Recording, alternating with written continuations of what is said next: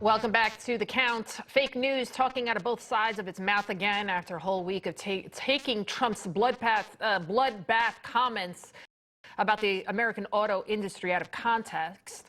Democrat strategist James Carville and Anderson Cooper, they had a big old laugh about it. Take a listen.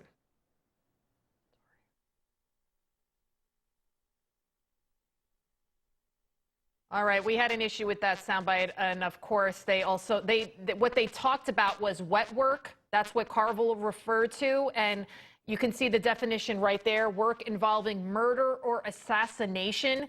So you hear they're calling basically for the assassination of President Trump. All right, here to weigh in, Project 21 member Whitley Yates, also with us, Sharice Trump, the executive director of Speech First. Let's go to Morning Joe, right?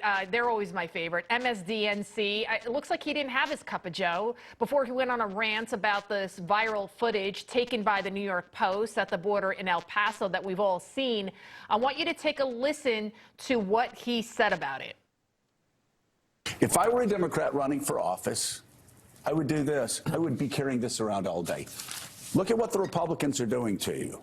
Look what Donald Trump's doing to you. Donald Trump said, and by the way, this is for you at home. See this onslaught headline?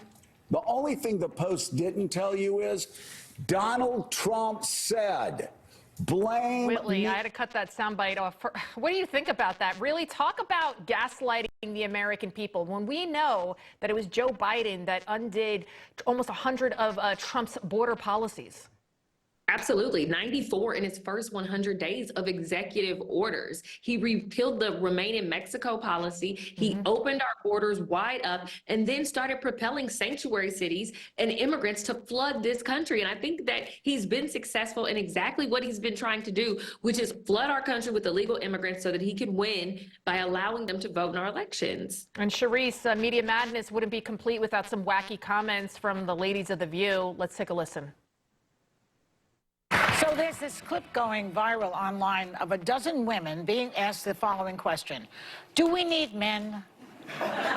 Most answered very quickly, no.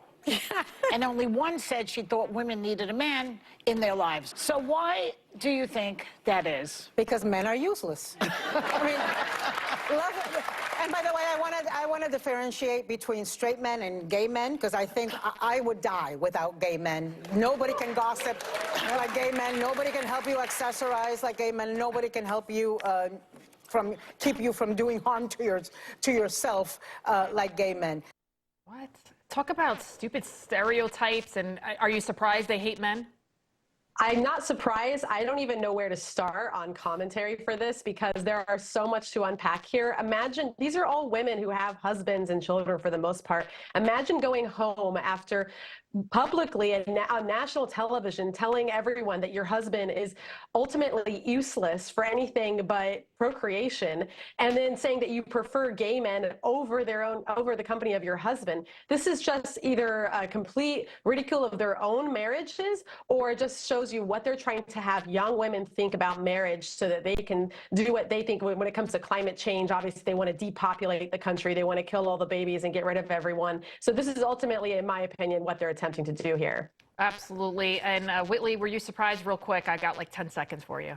Absolutely not, but it makes so much sense while they're trying to turn men into women. It all kind of makes sense based upon how they view men. I think men are necessary for this society, and that view needs to go in the trash. Absolutely. Ladies, we have to leave it right there. Thank you so much for joining us.